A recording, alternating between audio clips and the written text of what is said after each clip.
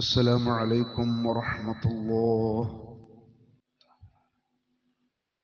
إن الحمد لله نحمده ونستعينه ونستغفره ونؤمن به ونتوكل عليه ونعوذ بالله من شرور أنفسنا ومن سيئات أعمالنا. من يهده الله فلا مضل له ومن يضلل فلا هادي له. وأشهد أن لا إله إلا الله وحده لا شريك له. وأشهد أن محمدا عبده ورسوله أرسله بالهدى ودين الحق ليظهره على الدين كله ولو كره المشركون. اللهم صل على محمد وعلى آل محمد كما صليت على إبراهيم وعلى آل إبراهيم إنك حميد مجيد. اللهم بارك على محمد وعلى آل محمد كما باركت على إبراهيم وعلى آل إبراهيم إنك حميد مجيد. أما بعد فإن خير الحديث كتاب الله وخير الهدي هدي محمد صلى الله عليه وسلم وشر الأمور محدثاتها وكل محدثة بدعة وكل بدعة ضلالة وكل ضلالة في النار. أعوذ بالله من الشيطان الرجيم. يا أيها الذين آمنوا اتقوا الله حق تقاته ولا تموتن إلا وأنتم مسلمون. بسم الله الرحمن الرحيم. بل تؤثرون الحياة الدنيا والآخرة خير وأبقى.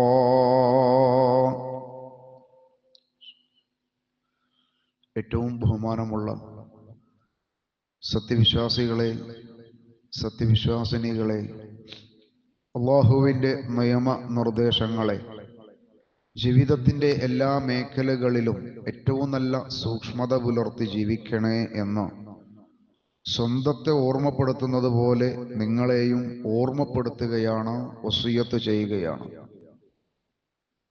ഈ ലോകത്ത് നമ്മൾ ജീവിച്ചുകൊണ്ടിരിക്കുമ്പം അള്ളാഹുവിനെ പരിപൂർണമായി തൃപ്തിപ്പെട്ടുകൊണ്ട് ജീവിക്കുവാനും ഈ ലോകത്തു നിന്ന് വിട പറയുന്ന നമ്മുടെ അവസാന സമയം അള്ളാഹു നമ്മെ തൃപ്തിപ്പെട്ടുകൊണ്ട് വിട പറയുവാനുമുള്ള മഹാ തൗഫീഖിനായി സദാ പ്രാർത്ഥിക്കുക. അള്ളാഹു സുബ്ഹാനഹു തആല അവന്റെ ഇഷ്ടദാസന്മാരിൽ നമ്മയും ചേർക്കുമാറാവട്ടെ. സഹോദരങ്ങളെ, കഴിഞ്ഞ ദിവസങ്ങളിലായിട്ട് നമ്മൾ കേട്ടുകൊണ്ടിരിക്കുന്ന ഏതാനും വാർത്തകൾ ദൃശ്യ ശ്രാവ്യ മാധ്യമങ്ങളിലൂടെയും ഒക്കെ നമ്മൾ അറിഞ്ഞും വായിച്ചും കൊണ്ടിരിക്കുന്ന ചില സംഭവങ്ങൾ മനുഷ്യന്റെ അത്യാർത്തിയെക്കുറിച്ചാണ് പലപ്പോഴും ഓർമ്മപ്പെടുത്തുന്നത്. എത്ര സമ്പാദിച്ചാലും മനുഷ്യന്റെ അത്യാവശ്യ ഉപജീവനത്തിന് മാർഗം ഉണ്ടായാലും അത് പോരാ എന്ന് തോന്നുകയും വീണ്ടും സമ്പത്ത് വർദ്ധിപ്പിക്കുവാനുള്ള ഏതു മാർഗത്തെ വേണമെങ്കിലും സ്വീകരിക്കുകയും ചെയ്യുന്ന ഒരവസ്ഥയിലേക്ക് ഈ കാലഘട്ടത്തിലുള്ള വിദ്യാസമ്പന്നരായ ആളുകൾ പോലും അങ്ങനത്തെ ഒരവസ്ഥയിലേക്ക് മാറിക്കൊണ്ടിരിക്കുകയാണ്. ഈ ദുനിയാവാണ് എല്ലാം, ഇവിടെയാണ് എല്ലാം ലഭിക്കേണ്ടത്, അതിന് ഏതു മാർഗവും സ്വീകരിക്കാമെന്ന വളരെ അപകടകരമായ അവസ്ഥയിലാണ് മനുഷ്യർ ജീവിച്ചു കൊണ്ടിരിക്കുന്നത്. കഴിഞ്ഞ ദിവസം കോട്ടയത്ത് നിന്ന് വന്ന ഒരു വാർത്ത, 80 വയസ്സ് പ്രായമുള്ള ഒരു മനുഷ്യൻ, അദ്ദേഹം BSNL ജോലി ചെയ്തിരുന്ന ആളാണ്. അതിൽ നിന്ന് പിരിഞ്ഞതിനു ശേഷം അദ്ദേഹത്തിന് ലഭിച്ച അദ്ദേഹത്തിൻ്റെ പണവും എല്ലാം കൂടി 80 ലക്ഷത്തോളം രൂപ ഒരു സ്വകാര്യ പണമിടപാട് ബാങ്കിലാണ് അദ്ദേഹം കൊടുത്തിട്ടുള്ളത്. അവിടെ കൊടുക്കാൻ തന്നെ അദ്ദേഹത്തിന്റെ കാരണം, വീണ്ടും ഇതിനെ ധാരാളമായിട്ട് വർദ്ധിപ്പിച്ചു കിട്ടും, വലിയ പലിശ കൊടുക്കുന്ന സ്ഥാപനമാണ്. നമുക്കൊക്കെ അറിയാവുന്ന, നമ്മുടെയൊക്കെ നാടുകളിൽ ധാരാളം ബ്രാഞ്ചുകളുള്ള വലിയ പലിശയുടെ വലിയൊരു ഭാഗമായിട്ടുള്ള ഒരു സ്വകാര്യ പണമിടപാട് സ്ഥാപനമാണ്. അതിൽ 80 ലക്ഷം അദ്ദേഹം ഡിപ്പോസിറ്റ് ചെയ്യുമ്പോൾ ആ പണത്തിനൊരു നോമിനിയെ പോലും അദ്ദേഹം അവിടെ രേഖപ്പെടുത്തിയിട്ടില്ല. കാരണം ഇതിൽ തൻ്റെ മക്കൾക്കോ ബന്ധുക്കൾക്കോ ഒന്നും അവകാശമില്ല, എന്റേതാണ്, അതിനും വർദ്ധിക്കണം. അങ്ങനെ ഡിപ്പോസിറ്റ് ചെയ്തിട്ടുള്ള ആ ബാങ്കിലെ മാനേജറായ ഒരു സ്ത്രീ, അവൾക്ക് മനസ്സിലായി ഇയാൾ മരിച്ചു കഴിഞ്ഞാൽ ഈ പണം ചോദിച്ചു വരാൻ ആരും ഇല്ല, ആർക്കും ഈ പണത്തെക്കുറിച്ച് അറിയുമില്ല. അപ്പൊ പിന്നെ മരിക്കോളം കാത്തു നിൽക്കണ്ട, ഇത്രയും പണമുണ്ടല്ലോ, അദ്ദേഹത്തെ അങ്ങ് കൊന്നുകളയാം. അതിനു വേണ്ടുന്ന കാര്യങ്ങൾ ഒരുക്കി. ഒരു സൈക്കിളിൽ യാത്ര ചെയ്യുന്ന മനുഷ്യനാണ് അദ്ദേഹം കേട്ടോ. ഇത്രയൊക്കെ സമ്പന്നനായിട്ടും സൈക്കിളിലാണ് യാത്ര ചെയ്യുന്നത്. ആ സൈക്കിളിൽ യാത്ര ചെയ്തുകൊണ്ടിരിക്കുമ്പോ കാറ് കയറ്റി കൊല്ലുകയാണ്. കേസ് വന്നത് സ്വാഭാവിക അപകട മരണം. അങ്ങനെയാണ് കാര്യങ്ങളൊക്കെ നീങ്ങിപ്പോയത്. പക്ഷെ പിന്നീട് ആ മരണപ്പെട്ട മനുഷ്യന്റെ മകൾക്കുണ്ടായ ചില സംശയങ്ങൾ, തന്റെ പിതാവിന്റെ പണം എവിടെയാണ്? ഒരുപാട് പണം ഉണ്ടാവുമല്ലോ, വലിയ സാലറിയിൽ വലിയ ശമ്പളത്തിൽ ജോലി ചെയ്ത ആള് അവിടെ നിന്ന് റിട്ടയർമെന്റ് ചെയ്യുമ്പോൾ വലിയ ഒരു തുക ഇൻഡിമ്യൂണിറ്റി ആയിട്ടൊക്കെ ലഭിക്കാനുണ്ട്, എവിടെ പോയി? ആ അന്വേഷണമാണ് വീട്ടിൽ നിന്ന് ഒരു പാസ്ബുക്കിൽ സ്ഥാപനത്തിന്റെ ഇടപാടുമായി കാണുന്നത്. അവസാനം പോലീസ് അന്വേഷിച്ചപ്പോൾ കൊന്നത് തന്നെയാണ് എന്ന് ആ സ്ത്രീ സമ്മതിക്കുകയും ചെയ്തു. കഴിഞ്ഞ ദിവസം പത്രങ്ങളിലും ചില ശ്രവ്യ മാധ്യമങ്ങളിലുമൊക്കെ വന്ന വാർത്തയാണ്. ഒന്ന് ആലോചിച്ച് നോക്കൂ, ഒരു സ്ഥാപനത്തിൽ മാനേജറായി ജോലി ചെയ്യുന്ന അവർക്ക് അത്യാവശ്യത്തിനുള്ള ശമ്പളമൊക്കെ ഉണ്ടാവും, അത് പോരാ, ഇനി മനുഷ്യനെ കൊന്നിട്ടായാലും ആ പണം തൻ്റേതാക്കണമെന്ന ധനത്തോടുള്ള അങ്ങേ അറ്റത്ത വല്ലാത്ത ഒരു ആർത്തി എന്ന് പറഞ്ഞാൽ തീരുമോ? ഇത് ഒന്നോ രണ്ടോ അല്ല, ഇങ്ങനെയാണ് ഇപ്പോൾ ഉള്ളത്. കഴിഞ്ഞ ഏതാനും ദിവസങ്ങൾക്ക് മുമ്പ് നമ്മുടെ വയനാട് ചൂരൽമലയിൽ വലിയ ഒരു ഉരുൾപൊട്ടലുണ്ടായി. വീടുകളും സ്ഥലങ്ങളും മനുഷ്യരും, 400-ലധികം മനുഷ്യരാണ് മരിച്ചുപോയത്. ഇനിയും ഒരുപാട് ആളുകളെ കിട്ടിയിട്ടില്ല. തകർന്നുപോയ ഒരു വീട്ടിലെ അലമാരയിൽ സൂക്ഷിച്ചിട്ടുള്ള സാധനങ്ങൾ എടുത്തു നോക്കുമ്പോ അതിൽ നിന്നൊരു കത്ത് കിട്ടി. നിങ്ങൾ സോഷ്യൽ മീഡിയയിലെ കത്ത് വായിച്ചിട്ടുണ്ടാകും. തന്റെ അയൽവാസിയുമായിട്ടുള്ള അതിർത്തി തർക്കത്തിന് കേസ് കൊടുത്തതിന്റെ ഒരു പേപ്പറാണ്. ഇതെന്റെ അതിർത്തിയാണ്, അതെനിക്ക് തന്നെ, വേറെ ആർക്കും അവകാശമില്ലെന്ന് പറഞ്ഞു. സ്വന്തം അയൽവാസിയെ പ്രതിസ്ഥാനത്ത് നിർത്തി കൊടുത്ത ഒരു കേസിന്റെ ഒരു കുറിപ്പാണ് ആ പേപ്പറിൽ കണ്ടത്. ആ അയൽവാസിയും കേസ് കൊടുത്തവനും മണ്ണിനടിയിലായി പോയി. എവിടെ പോയി ഈ സമ്പത്തൊക്കെ? ഈ ദുനിയാവിൽ അല്ലാഹു സുബ്ഹാനഹു തആല ഈ ഭൂമിയെ ഇതുപോലെ നമുക്ക് സമ്പാദിച്ചു തന്നിട്ടുള്ളത്, മനുഷ്യൻ ഈ ഭൂമി ലോകത്തൊരു നിശ്ചിത സമയം ജീവിക്കുമ്പോ അവന്റെ ഉപജീവന മാർഗത്തിന് അവൻ ആവശ്യമുള്ളതിനെ തേടുവാൻ വേണ്ടിയിട്ടാണ്. അത് മറ്റുള്ളവരെ ബുദ്ധിമുട്ടിച്ചു കൊണ്ടല്ല. ഈ ദുനിയാവല്ല ശാശ്വതം. അത് പരിശുദ്ധ ഖുർആൻ ഒരുപാട് സന്ദർഭങ്ങളിൽ മനുഷ്യരെ ഓർമ്മപ്പെടുത്തുന്നു. നമ്മളെപ്പോഴും ഓതുന്ന ഏറ്റവും ചെറിയ ഒരു സൂറത്തിലെ 2 വചനങ്ങളാണ് ഞാൻ നിങ്ങളെ കേൾപ്പിച്ചത്. അതില് പറയുന്നത് ബൽ തുസിറൂനൽ ഹയാത്തദ് ദുനിയ, എന്നാൽ നിങ്ങൾ ഈ ലോക ജീവിതത്തിനാണ് വളരെയധികം പ്രാമുഖ്യം നൽകുന്നത്. എന്നാലോ വലൽ ആഖിറതു ഖൈറും വഅബ്ഖാ, പരലോകമാണ് ഏറ്റവും ഉത്തമവും ഏറ്റവും ശാശ്വതവുമായിട്ടുള്ളത്. അപ്പൊ ഈ ദുനിയാവിലെ ജീവിതം പരലോകത്തെ ആ ശാശ്വതമായ ജീവിതത്തിൽ സമ്പന്നമാവാനാണ് നമ്മൾ ഈ ജീവിതത്തെ ചിട്ടപ്പെടുത്തേണ്ടത്. ഇവിടെ തട്ടിപ്പിടിച്ചിട്ടല്ല, ഇവിടെ ഓടിപ്പിടിച്ചിട്ടല്ല, ഇവിടെ മറ്റുള്ളവൻ്റെത് കവർന്നെടുത്തിട്ടല്ല. തീർച്ചയായിട്ടും ഇത് കൃത്യമായി ബോധിപ്പിക്കപ്പെടുന്ന ഒരു കോടതിയിൽ ഹാജരാകേണ്ടവരാണ് നാം എന്ന ബോധ്യമുണ്ടെങ്കിൽ എങ്ങനെയാണ് ഇങ്ങനെ സംഭവിക്കുക? അപ്പൊ മനുഷ്യന് പിഴവ് സംഭവിക്കുന്നത് മനുഷ്യനെ സൃഷ്ടിച്ച സൃഷ്ടാവിനെ അറിയേണ്ട തരത്തിൽ അറിഞ്ഞിട്ടില്ല എന്നതാണ് ഒന്നാമത്തെ പാകപ്പിഴവായിട്ട് വരുന്നത്. പരിശുദ്ധ ഖുർആന് സൂറത്തുൻ നിസായില് അല്ലാഹു സുബ്ഹാനഹു വ തആല അല്ലാഹു അല്ലാത്തവരെ വിളിച്ചു തേടുന്ന, വിളിച്ചു ദുആ ചെയ്യുന്ന ആളുകളുടെ സ്ഥിതി ഇങ്ങനെ വിവരിച്ചു വരുന്നതിന്റെ ഏകദേശം അതിന്റെ തൊട്ടടുത്ത ആയത്തായിട്ട് വളരെ ശ്രദ്ധേയമായ ഒരു ആയത്ത് പറയുന്നുണ്ട്. ഇൻ യദ്ഊന ഇല്ലാ ഇനാസൻ വഇൻ യദ്ഊന ഇല്ലാ ശൈത്വാനൻ മരീദാ ലഅനഹുല്ലാഹ് എന്ന് പറഞ്ഞിട്ട് അള്ളാഹു പറയാണ്, അള്ളാഹുവിന് പുറമെ അവർ വിളിച്ചു തേടുന്നത് ധിക്കാരിയായ പിശാചിനോടല്ലാതെ ആരോടുമല്ല.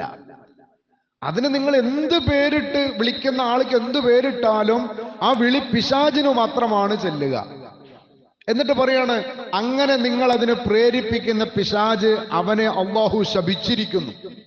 അള്ളാഹു സുബ്ഹാനഹു തആല പരിശുദ്ധ ഖുർആനില് വളരെ കൃത്യമായി സൂറത്തുൻ നിസായിലെ അതിന്റെ 115, 116 ഭാഗത്ത് അള്ളാഹു സുബ്ഹാനഹു തആല നമ്മളെ ഓർമ്മപ്പെടുത്തുന്ന വളരെ കൃത്യമായി നമ്മൾ മനസ്സിലാക്കേണ്ടുന്ന ഒരു ഭാഗമാണത്.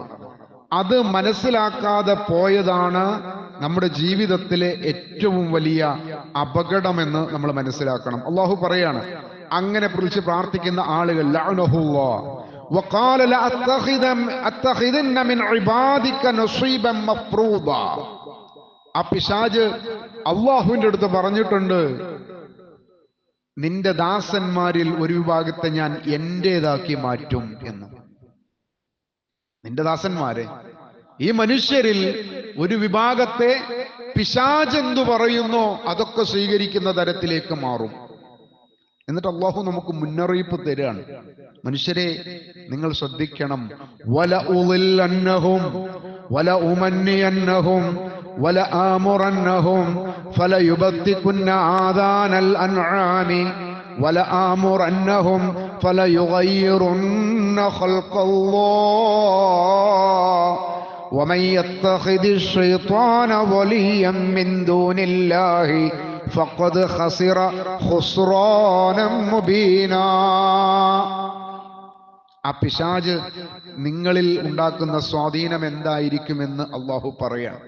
അവൻ നിങ്ങളെ വഴിപിഴപ്പിക്കും. പിശാച് വഴിപിഴപ്പിക്കും. എങ്ങനെയാണ് നിങ്ങളെ വഴിപിഴപ്പിക്കുക? അത് ഒന്ന്, നിങ്ങളെ വ്യാമോഹിപ്പിച്ചുകൊണ്ടായിരിക്കും. നിങ്ങൾക്കിപ്പോൾ ഉള്ളതൊന്നും പോരാ, കുറച്ചുകൂടിയൊക്കെ ഉണ്ടാക്കിക്കൂടെ, കുറച്ചും കൂടിയൊക്കെ കിട്ടുമല്ലോ, വ്യാമോഹമുണ്ടാക്കും. ഈ വ്യാമോഹം വരുന്നത് പിശാചിൽ നിന്നാണ് എന്ന് മനുഷ്യർ തിരിച്ചറിയണം. മനുഷ്യന്റെ അത്യാവശ്യങ്ങൾക്കുള്ള വഴികളിൽ മനുഷ്യൻ ജീവിച്ചു കൊണ്ടിരിക്കുമ്പോൾ ഒരു പ്രതിസന്ധി ഉണ്ടാവില്ല. വ്യാമോഹങ്ങളാണ് പലപ്പോഴും മനുഷ്യനെ അതിരുകൾ വിട്ട് സഞ്ചരിക്കുവാൻ കാരണമാക്കുന്നത്. അതുകൊണ്ട് അല്ലാഹു പറയാം, അവൻ ആദ്യം നിങ്ങളെ വഴിതെറ്റിക്കുക വ്യാമോഹിപ്പിച്ചുകൊണ്ടാണ്. വല ഉമന്നിയന്നഹും, അവൻ നിങ്ങളെ വ്യാമോഹിപ്പിച്ചുകൊണ്ടാണ് ചെയ്യുക. അത് കഴിഞ്ഞാൽ ആ വ്യാമോഹത്തിലേക്ക് നിങ്ങൾ എത്തിക്കഴിഞ്ഞാൽ പിന്നെ ഹലാലും ഹറാമും ഒന്നും നോക്കാതെ തന്റെ ആവശ്യങ്ങൾക്ക് വേണ്ടി എന്തും ചെയ്യാൻ നിങ്ങൾ തയ്യാറായി കഴിഞ്ഞാൽ വല അമുറന്നഹും, പിന്നെ അവൻ നിങ്ങളെ കൽപ്പിച്ചുകൊണ്ടിരിക്കും. പിന്നെ അവൻ നിങ്ങളെ കൽപ്പിച്ചുകൊണ്ടിരിക്കും, ഇന്നമാതിരി ചെയ്തോ ഇന്നമാതിരി ചെയ്തോ എന്ന് തോന്നിപ്പിച്ചുകൊണ്ടിരിക്കും. വല ആമുറന്നഹും, എന്നിട്ട് അവൻ പറയും ഫല യുബത്തികുന്ന ആദാനൽ അൻആം. അതൊരു പ്രയോഗമാണ്. മുശ്രിക്കുകൾ ജഹലിയ കാലത്ത് അവർ ചെയ്തിരുന്ന ഒന്നാണ്, അവരുടെ മൃഗങ്ങളുടെ കാതുകൾ മുറിക്കുക എന്നത്. ഈ കാതുകൾ മുറിക്കുന്നത് ഒരു നേർച്ചയുടെ ഭാഗമാണ്. അവരുടെ മഹാന്മാരിലേക്ക് ഒഴിച്ചുവിടുന്ന മൃഗങ്ങളെ മറ്റുള്ള ആളുകൾക്ക് തിരിച്ചറിയാൻ വേണ്ടിയിട്ട്. നമ്മളെ നാട്ടിലൊക്കെ ഒരു 10, 60 വയസ്സ് 50 വയസ്സ് പ്രായമുള്ളവരോട് ചോദിച്ചാലും ഏകദേശം കിട്ടും. അതിന്റെ ഇപ്പുറത്തൊക്കെ ഇപ്പം അത് കാണുന്നില്ല, കുറഞ്ഞിട്ടുണ്ട്. വീടുകളിൽ കോഴികളെ വളർത്തുമ്പോ അതിൽ പൂവൻ കോഴിയുടെ കഴുത്തിൽ പാള കൊണ്ട് ഒരു കെട്ടുണ്ടാക്കി ഇടും. പാള കെട്ടിയിട്ട് പാള മുറിച്ച് പൂവൻ കോഴിയുടെ കഴുത്തിലിടും. എന്തിനാണെന്നറിയോ? അയൽവാസികൾക്ക് അത് മൊയ്തീൻ ഷേഖിന്റെ കോഴിയാണെന്ന് തിരിച്ചറിയാൻ. പിന്നെ അതിനെ കല്ലെടുത്തെറിയാൻ പാടില്ല, പിന്നെ അതിനെ ആട്ടാൻ പാടില്ല, അത് മൊയ്തീൻ ഷേഖാണ്. അങ്ങനെ തന്നെയാണ്, ബഹുമാനിച്ചോളണം. യഥവാ ആ കാലഘട്ടങ്ങളിലൊക്കെ നെല്ല് ഉണക്കുന്ന സമ്പ്രദായമുണ്ട്. ഓരോ വീട്ടിന്റെ മുമ്പാരത്തും നെല്ലുണക്കം ഉണ്ടാവും. ഈ നെല്ലിൽ ഈ പാള കെട്ടിയ കോഴി വന്നാൽ നിങ്ങളൊന്നാണ്ട് പൊയ്ക്കാളിട്ടോന്നാ പറയന്മാര്. കോഴീനെ ചീത്ത അറിയില്ല. കാരണം എന്താ? അത് നേർച്ച കോഴിയാ. ഇതുപോലെയുള്ള ഒരു ജാഹിലിയ സ്വഭാവമായിരുന്നു മൃഗങ്ങളുടെ കാതുകൾ മുറിക്കുക എന്നത്. അപ്പോ ആ കാത് മുറിച്ച് അതിനെ നേർച്ചയാക്കിക്കാളെ എന്ന് ഇബ്ലീസ് പ്രേരിപ്പിച്ചാൽ അത് ചെയ്യും. പിന്നെയോ, പിന്നെ പറഞ്ഞത് എന്താണെന്നറിയോ? പോലെ ആമുറന്നഹും, അങ്ങനെ നിങ്ങൾ അവന്റെ ഓരോ നിർദ്ദേശങ്ങൾക്കും നിങ്ങളായി കഴിഞ്ഞാൽ അവൻ പിന്നെ നിങ്ങളെ കൽപ്പിക്കും അള്ളാഹു പ്രകൃതിപരമായി സൃഷ്ടിച്ചിട്ടുള്ള മുഴുവതിനെയും കോലം കെടുത്താൻ. ഇതൊരു വലിയ ഒരു ഭാഗമാണ്, വളരെ ശ്രദ്ധിക്കേണ്ട ഒന്നാണ്. അവിടെ പറയുന്നു വല ആമുറന്നഹും ഫലയുഗയ്യിറുന്ന ഖൽഖല്ലാഹ്, അള്ളാഹുവിന്റെ സൃഷ്ടിയെ കോലം കെടുത്തുക. അതില് അള്ളാഹു നിശ്ചയിച്ച കാര്യങ്ങളിൽ കോലം കെടുത്തപ്പോ ഈ ഭൂമി അതിനെ വളരെ ഭദ്രമായി കൊണ്ട് അള്ളാഹു സുബ്ഹാനഹു തആല അത് നിങ്ങളുമായിട്ട് ഇളകിപ്പോവാതിരിക്കാനാണ് മലകൾ കൊണ്ട് ഭൂമിയെ അടിച്ചു നിർത്തിയിട്ടുള്ളത് എന്ന് പറഞ്ഞു. സൂറത്ത് നബയിൽ കാണാം. ഒരു പരാമർശം നമ്മൾ സാധാരണ ഓതിപ്പോകുന്ന ഒരു ഭാഗമാണല്ലോ, നമുക്ക് ഓർമ്മയുള്ള ഒരു ഭാഗമാണ്. അവിടെ കാണാം ഈ ഭൂമിയെ നിങ്ങളെയും കൊണ്ട് ഓടിപ്പോവാതിരിക്കാൻ ഈ ഭൂമി അവൻ മലകൾ കൊണ്ട് അലം നജഅലിൽ അർദ മിഹാദ, ഭൂമിയെ നിങ്ങൾക്ക് ഞാൻ മെത്തയാക്കി തന്നിരിക്കുന്നു. വൽ ജിബാല ഔതാദ, മലകളെ ആണികളാക്കും ചെയ്തിരിക്കുന്നു. ഈ ഭൂമികളുടെ ഒരു ആണിയാണ് മലകൾ. അവർ ഈ മലകളൊക്കെ ഒന്നാണ്ട് പൊളിച്ച് അതിൽ നിന്ന് കുറെ കരിങ്കല്ല് കിട്ടി കോറികളൊക്കെ പൊളിച്ചുണ്ടാക്കി കഴിഞ്ഞാൽ നിനക്ക് എത്ര സമ്പന്നമാവാം. പൊളിച്ചാളെന്ന് പറഞ്ഞപ്പോ ജനങ്ങൾ കയ്യേറി പൊളിച്ചു തകർത്തു കളഞ്ഞു. അവിടെയൊക്കെയാണ് മനുഷ്യൻ അവരുടെ കരങ്ങൾ കൊണ്ടുണ്ടാക്കിയ ഫസാദിലാണ് ഇതുപോലെയുള്ള ദുരന്തങ്ങളുടെ വരവ്. അത് മനുഷ്യൻ മനസ്സിലാക്കണം. അങ്ങനെ നിങ്ങൾക്ക് പ്രതിസന്ധി പ്രയാസം ഉണ്ടാവുമ്പോൾ നിങ്ങൾക്കത് മനസ്സിലാക്കി തിരിച്ചറിയാൻ ചെറിയ ചെറിയ ശിക്ഷകൾ ഈ ഭൂമി ലോകത്ത് വെച്ച് തന്നെ നിങ്ങൾക്ക് നൽകുമെന്ന് അല്ലാഹു സുബ്ഹാനഹു തആല അവന്റെ പരിശുദ്ധ ഖുർആനിലൂടെ തന്നെ നമ്മളെ ബോധ്യപ്പെടുത്തിയിട്ടുണ്ട്. ലഹറൽ ഫസാദു ഫിൽ ബർരി വൽ ബഹരി ബിമാ കസബത് ഐദിൻ നാസ്, മനുഷ്യർ അവരുടെ കരങ്ങൾ കൊണ്ട് പ്രവർത്തിക്കുന്നതിന്റെ ഫലമായി ഈ ഭൂമിയിൽ കരയിലും കടലിലുമൊക്കെ പ്രകടമായ കുഴപ്പങ്ങൾ തുടങ്ങിയിട്ടുണ്ട്, ഉണ്ടായിരിക്കും, ഉണ്ടായിക്കൊണ്ടിരിക്കും. അപ്പോ മനുഷ്യനെ ഈ ശൈത്താൻ പ്രേരിപ്പിച്ചുകൊണ്ട് ചെയ്യുന്ന അവന്റെ ജീവിതത്തിൽ കൂടുതൽ വ്യാമോഹങ്ങളും കൂടുതൽ സമ്പന്നനാവാനും ഒക്കെയുള്ള അവന്റെ കടന്നുകയറ്റമാണ് പലപ്പോഴും മനുഷ്യനെ മനുഷ്യനല്ലാതാക്കി മാറ്റുന്നത്. അപ്പോഴാണ് അയൽവാസികളോടുള്ള തർക്കങ്ങൾ വരുന്നത്. മര്യാദക്കൊന്ന് നടക്കാനുള്ള ഒരു വഴിക്ക് ഒരു കല്ലിന്റെ സ്ഥലം കൂടി, അത്ര വീതിയും കൂടി കൊടുത്തു കഴിഞ്ഞാൽ ആ ആൾക്ക് അദ്ദേഹത്തിന്റെ വീട്ടിലേക്ക് നടന്നു പോകാം. പക്ഷെ ഇല്ല, എന്റെ ആധാരത്തിൽ ഇത്രേ വഴിയുള്ളൂ, ഞാൻ തരൂല, അത് ബാക്കി എന്റെതാ. എന്നിട്ട് എവിടുക്കാ പോണത്? സഹോദരങ്ങളെ, ഈ ഭൂമി ലോകത്ത് വഴിക്ക് വേണ്ടി കുറച്ച് സ്ഥലം നിങ്ങളും സൗകര്യപ്പെടുത്തി കൊടുത്തോക്കാണ്. ആ വഴിയിലൂടെ നടക്കുന്ന മുഴുവനും മനുഷ്യരതിനെ പറ്റി പറയും. ഞാൻ കോഴിക്കോടിന്റെ ഉൾഭാഗത്ത് ഒരു സ്ഥലത്ത് വാഹനവുമായിട്ട് പോയപ്പോ ഒരു വാഹനമായിട്ടാണ്ട് പോവുകയാണെങ്കിൽ വേറൊരു വാഹനം വന്നു കഴിഞ്ഞാൽ ഒരു രക്ഷയില്ല. വലിയ സ്ഥലമുള്ള ആളുകൾ, ധാരാളം സ്ഥലം, ചെറിയ സ്ഥലമുള്ളതല്ല, വലിയ സ്ഥലമുള്ള ആളുകൾ റോഡിനോട് അടുപ്പിച്ചു കൊടുന്ന് കെട്ടിയിരിക്കുക മതില്. അവർക്ക് എത്രയോ സ്ഥലം ഒഴിവാക്കി കൊടുത്തുകൊണ്ട് വാഹന ഗതാഗതത്തിന് ആളുകൾക്കുള്ള സൗകര്യം ചെയ്തു കൊടുക്കാം. അതിനുള്ള സമ്പത്ത് അവർക്കുണ്ട്. ഇല്ലാത്തവരെ പറ്റിയല്ല പറയുള്ളൂ, ഉള്ളവർ പോലും എങ്ങനെങ്കിലും ഒന്ന് ലേശം ഇങ്ങണ്ട് റോട്ടുമെന്ന് കുറച്ച് ഇങ്ങണ്ട് കിട്ടിയ തരക്കടില്ല എന്ന ചിന്ത ആലോചിക്കേണ്ടതാണ്. ഈ ഭൂമിയിൽ നിന്ന് പോവേണ്ടവരാണ് സഹോദരങ്ങളെ നമ്മൾ. വരുന്ന തലമുറകൾക്ക് ഇനിയും ഈ ഭൂമി ഉപയോഗപ്പെടുത്തണം. അതിന് പറ്റുന്ന തരത്തിൽ മാത്രമാണ് ഈ ഭൂമിയിൽ നമ്മൾ കൈകാര്യം ചെയ്യേണ്ടത്. ഇനിയും വരുന്ന തലമുറകൾക്ക് പ്രതിസന്ധികൾ ഉണ്ടാക്കുന്ന തരത്തിൽ ഈ ഭൂമിയുടെ പ്രകൃതിപരമായിട്ടുള്ള ഒന്നിനെയും കോലം കെടുത്തുക എന്നത് വിശ്വാസികളെ സംബന്ധിച്ചിടത്തോളം പാടുള്ളതല്ല. അതിൽ നിന്ന് എത്ര ലാഭം ലഭിക്കുമെങ്കിലും ആ ലാഭം വേണ്ട. അത് അത്യാർത്ഥിയാണ്, അത് അപകടമാണ്, ഒരുപാട് വലിയ ദുരന്തങ്ങൾക്ക് കാരണമാണ് എന്നു നമ്മൾ മനസ്സിലാക്കണം. അതുകൊണ്ട് ഈ സമ്പത്തിനോടുള്ള ദുനിയാവിൽ തന്നെയാണ് എല്ലാം എന്ന് വിചാരിക്കുന്ന ആളുകളോട് അല്ലാഹു സുബ്ഹാനഹു തആല വളരെ കൃത്യമായി ബോധ്യപ്പെടുത്തുന്ന ഒരുപാട് ആയത്തുകൾ മുഹമ്മദുർ റസൂലുള്ളാഹി സ്വല്ലല്ലാഹു അലൈഹി വസല്ലം അവിടുന്ന് പറഞ്ഞു. ഈ ദുനിയാവിനെ കുറിച്ച് അവിടുന്ന് നമുക്ക് പഠിപ്പിച്ചു തന്ന വലിയൊരു ഉദാഹരണം ഇമാം മുസ്ലിം റഹ്മഹുല്ലാ റിപ്പോർട്ട് ചെയ്യുന്ന സ്വഹീഹായ ഒരു ഹദീസിൽ റസൂലുള്ളാഹി സ്വല്ലല്ലാഹു അലൈഹി വസല്ലം പറയാ, മനുഷ്യരെ, ഈ ഭൂമിയിൽ നിങ്ങളുടെ ഈ ചൂണ്ടുവിരല് ബഹറിലൊന്ന്, കടലിൽ പോയിട്ട് ബഹറിൽ ആ വെള്ളത്തിൽ ഒന്ന് ഇങ്ങനെ വെച്ച് കഴിഞ്ഞാൽ ആ ചൂണ്ടുവിരലിൽ എത്രയാണോ നിങ്ങൾക്ക് ആ ബഹറിൽ നിന്ന് വെള്ളം ലഭിക്കുക, പരലോകത്തെ നാളത്തെ നിങ്ങളുടെ പാരത്രിക ലോകത്തെ സംബന്ധിച്ച് ദുനിയാവ് അത്രയേ ഉള്ളൂ. അത്ര നിങ്ങൾ സമ്പാദിച്ചത്. എത്ര സമ്പാദിച്ചവനും പരലോകമാണ് നിങ്ങൾക്ക് ആവശ്യമുള്ളത്. അവിടേക്കാണ് നിങ്ങൾ സമ്പാദിക്കേണ്ടത്. ഈ ദുനിയാവ് നശ്വരമാണ്, ശാശ്വതമല്ല.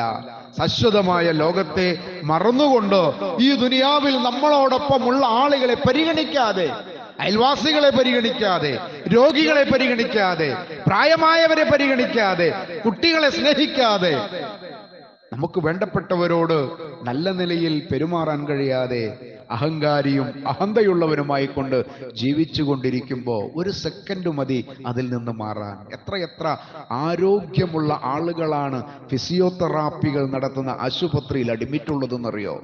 പറ്റുമെങ്കിൽ ഒന്ന് സന്ദർശിക്കണം. ഫിസിയോതെറാപ്പി ഉള്ള വലിയ ആശുപത്രികളുണ്ട്.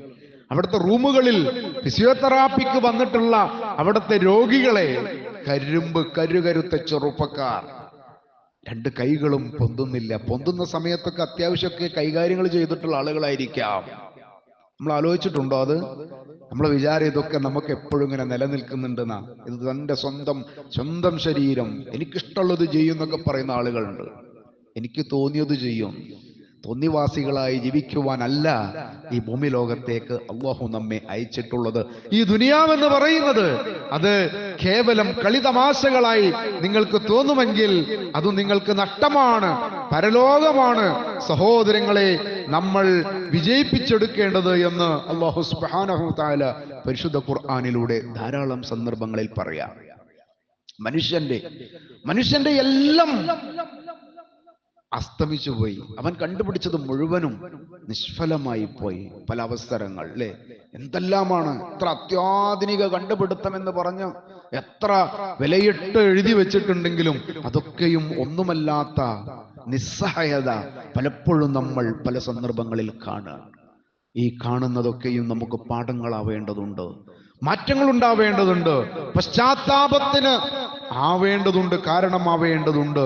റബ്ബിലേക്ക് മടങ്ങുവാനുള്ളവരാണ് എന്ന ഓർമ്മ നമ്മൾ എല്ലാ ദിവസവും പുതുക്കുന്നവരാണ്. ആ ഓർമ്മയിലൂടെ ആയിരിക്കണം നമ്മുടെ ജീവിതം. ദുനിയാവിൽ ആഡംബരങ്ങൾക്ക് വേണ്ടി മറ്റുള്ളവന്റെ അർഹത, മറ്റുള്ളവനെ കൊന്നിട്ടായാലും തനിക്കാക്കണമെന്നുള്ള ഒരു ചിന്ത മനുഷ്യരിലൂടെ വ്യാപകമായി കൊണ്ടിരിക്കുമ്പോൾ അതൊരു വല്ലാത്ത ഫസാദാണ്, വല്ലാത്ത ഫിത്നയാണ്, വല്ലാത്ത അപകടമാണ് എന്ന് തിരിച്ചറിയുകയും അല്ലാഹുവിന്റെ മാർഗത്തിലേക്ക് കൂടുതൽ വിനയാന്വിതരായി മടങ്ങാൻ ഈ തരത്തിലുള്ള പ്രതിസന്ധികളെ നമുക്ക് ഒരു കാരണമായി ഓർമ്മക്കായി ഉണ്ടാവുകയും ചെയ്താൽ നമ്മൾ ഈ ഭൂമി ലോകത്ത് വിനയാന്വിതരായി മാറും. കഴിഞ്ഞ ദിവസങ്ങളിൽ വരെ അവനവന്റെ വീടുകളിൽ ഇരുന്നിരുന്ന പല ആളുകളും ഇന്ന് ക്യാമ്പുകളിലാണ്. നമുക്കറിയാലോ അതിന്റെ ഒരു ദുരന്തം. ക്യാമ്പുകളിൽ കഴിഞ്ഞുകൂടുക എന്ന് പറഞ്ഞു കഴിഞ്ഞാൽ വലിയ ദുരന്തമാണ്. നമ്മുടെ എല്ലാ സൗകര്യങ്ങളും സ്വകാര്യതകളും ഒക്കെ നഷ്ടാവുകയാണ്. നമുക്ക് നമ്മുടേതായിട്ടുള്ള ഒരുപാട് സ്വന്തം കാര്യങ്ങളുണ്ട് നമ്മുടെ സ്വന്തം വീടുകളിൽ. അത് നമുക്ക് ഹലാലായിട്ടുള്ളതാണ്. നമ്മുടെ വീടുകൾക്കുള്ളിൽ നമ്മുടേതായിട്ടുള്ള കാര്യങ്ങൾ അതൊക്കെ നഷ്ടപ്പെടുക. ക്യാമ്പുകളിലുള്ള ജീവിതം എന്ന് പറഞ്ഞു കഴിഞ്ഞാൽ വലിയ ദുസ്സഹമാണ്.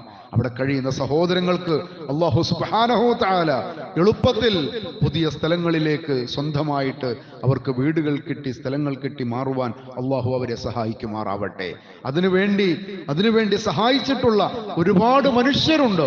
ആ സഹായങ്ങൾ നാളെ പരലോകത്ത് മഹ്ശറയിൽ അവരുടെ വിചാരണ വേളയിൽ അവർക്ക് ഏറ്റവും സന്തോഷകരമായ എളുപ്പമാക്കുന്ന ഒരു പുണ്യകർമ്മമായി അല്ലാഹു കബൂലാക്കുമാറാവട്ടെ.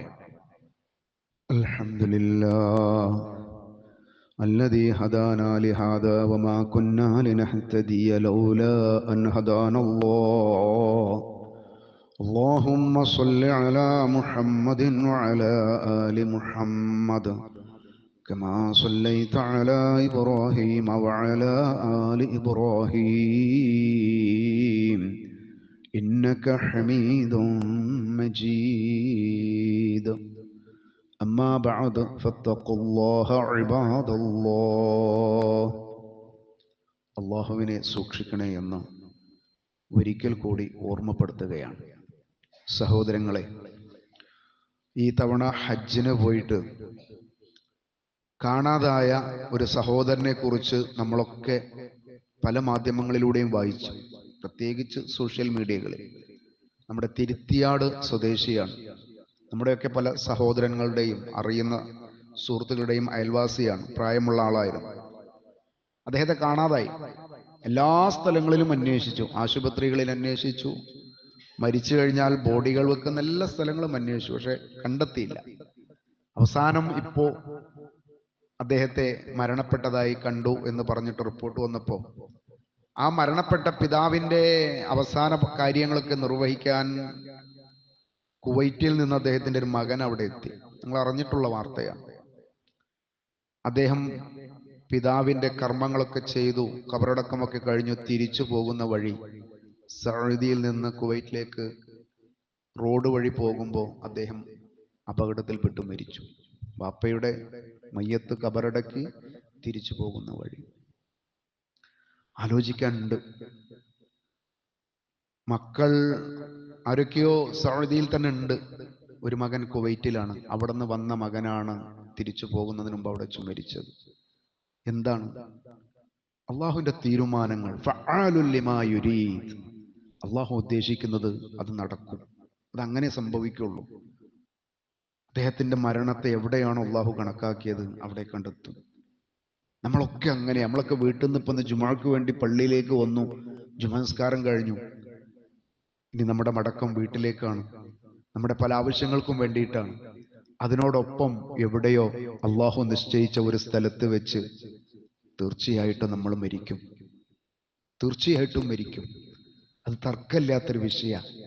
മുഹമ്മദ് റസൂലുള്ളാഹി സ്വല്ലല്ലാഹു അലൈഹി വസല്ലമയെ കുറിച്ച് പണ്ഡിതന്മാരൊക്കെ എഴുതി വെച്ച പല കിതാബുകളിലും കാണാം, ആർക്കെങ്കിലും മരണം ഇല്ലാതെ ദുനിയാവിൽ ജീവനോടെ നിൽക്കുമായിരുന്നുവെങ്കിൽ അത് മുഹമ്മദ് റസൂലുള്ളാഹി സ്വല്ലല്ലാഹു അലൈഹി വസല്ലമ നിൽക്കണമായിരുന്നു എന്ന്. എന്നാൽ അദ്ദേഹം വഫാത്തായി പോയിട്ടുണ്ട്. മനുഷ്യരെ, നമ്മളൊക്കെയും മരിച്ചു പോവാനുള്ളതാണ്. ആ മരണം എവിടെയാണ്, എപ്പോഴാണ്, എങ്ങനെയാണ് എന്ന് നമ്മളല്ല തീരുമാനിക്കുന്നത് എന്നതുകൊണ്ട് തന്നെ അത് എപ്പോഴും പടച്ചതമ്പുരാനിലേക്കുള്ള മടക്കം എൻ്റെ ജീവിതത്തിൽ യാതൊരു ബാധ്യതകളുമില്ലാതെ, മറ്റുള്ളവരുടെ കറകളില്ലാതെ, മറ്റുള്ളവരെ പ്രയാസപ്പെടുത്തിയിട്ടില്ലാതെ എൻ്റെ ജനാസയുമായി പോകുമ്പോൾ എല്ലാവർക്കും നന്മ മാത്രം പറയാനുള്ള, നല്ലൊരു മനുഷ്യനായിരുന്നു എന്ന് പറയാനുള്ള ഒരു തരത്തിൽ ജീവിക്കാൻ കഴിയുന്നവരാണ് നമ്മൾ. ആ ജീവിതത്തെ നമ്മൾ തന്നെയാണ് ശരിയാക്കി എടുക്കേണ്ടത്. അള്ളാഹു നമ്മെ അനുഗ്രഹിക്കുമാറാവട്ടെ. ആ മരണപ്പെട്ട സഹോദരനും ആ മരണപ്പെട്ട പിതാവിനുമൊക്കെ അവരുടെ ബർസഖിയായ ലോകം അള്ളാഹു എളുപ്പമാക്കി കൊടുക്കുമാറാവട്ടെ, സന്തോഷമുള്ളതാക്കി കൊടുക്കുമാറാവട്ടെ. അവരുടെ കുടുംബങ്ങൾക്ക് അള്ളാഹു എളുപ്പത്തിൽ സമാധാനം നൽകി അനുഗ്രഹിക്കുമാറാവട്ടെ. സഹോദരങ്ങളെ, നമ്മുടെ ഒരു സഹോദരി മെഡിക്കൽ കോളേജ് ആശുപത്രിയിൽ ചികിത്സയിലാണ്. കഴിഞ്ഞ 2 ഖുതുബ മുമ്പ് നമ്മൾ പറഞ്ഞിട്ടുണ്ടായിരുന്നു. അവരുടെ ശരീരത്തിൽ നിന്ന് ബ്ലഡ് ടെസ്റ്റിൽ അല്പം പ്രയാസകരമായിട്ടുള്ള ഒരു സാഹചര്യത്തിലേക്കാണ് റിപ്പോർട്ട് ലഭിച്ചിട്ടുള്ളത്. അർഹമുർറഹീമിനായ അല്ലാഹ് ആ സഹോദരിയുടെ രോഗം എളുപ്പത്തിൽ ശിഫയായി, രോഗം പരിപൂർണമായി ശരീരത്തിൽ നിന്ന് മാറി കുടുംബത്തിലേക്ക് വരാൻ നാഥാ അല്ലാഹ് നീ അനുഗ്രഹിക്കണേ അല്ലാഹുവേ. ആ സഹോദരിയുടെ കുടുംബത്തിന് നീ സമാധാനം നൽകണേ അല്ലാഹുവേ. പടച്ചവനെ, ആ തരത്തിലുള്ള രോഗങ്ങളിൽ നിന്ന് ഞങ്ങളെ നീ കാത്തുരക്ഷിക്കണേ തമ്പുരാനെ. അല്ലാഹുമ്മ ഗഫിർ ലിൽ മുഅ്മിനീന വൽ മുഅ്മിനാത്ത് വൽ മുസ്ലിമീന വൽ മുസ്ലിമാത്ത് അൽ അഹ്യാഇ മിൻഹും വൽ അംവാത്ത് ഇന്നക മുജീബുദ് ദഅവാതി യാ ഖാളിയൽ ഹാജാത്ത്.